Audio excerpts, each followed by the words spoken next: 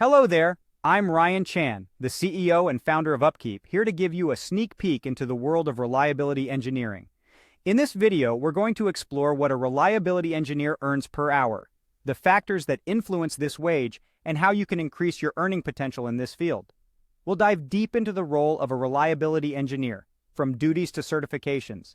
Stick around to see how your skills and experience can translate into a higher wage. Let's get started. So you're wondering how much a reliability engineer makes per hour. Well, the answer to that isn't a one-size-fits-all, as it depends on factors like your experience level, industry, and certifications. But on average, a reliability engineer makes about $35 per hour. Now, you might be thinking, do I start off at $35 per hour? Well, not exactly. If you're just starting out, you probably won't earn that amount right away.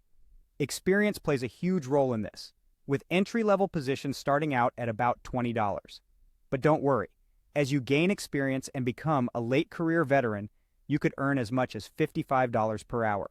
From a facilities management perspective, this wide range makes sense.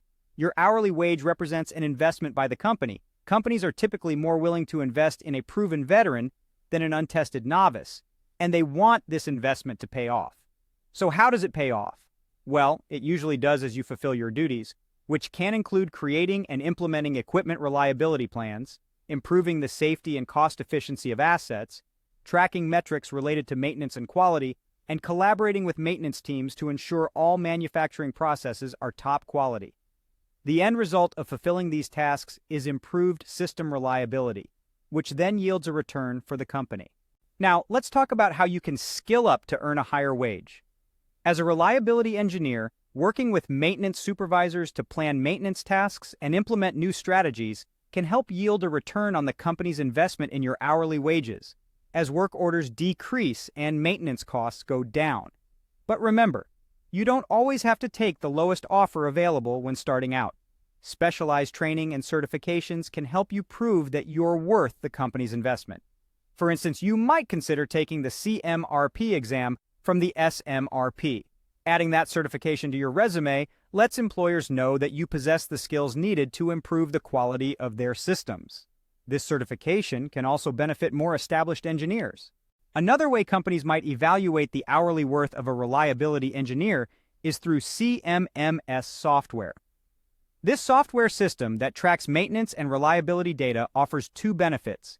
It shows what reliability professionals have been doing to benefit the facility, and it provides metrics that help facilities management personnel plan for future improvements. This data helps the company assess the value of its investment in its reliability engineers while giving their professionals tools to make further improvements. The better the results, the more the engineer might be worth in terms of wages. Thank you for watching this video. We've covered the earning potential of a reliability engineer, the factors that influence this wage, and how you can increase your earning potential in this field.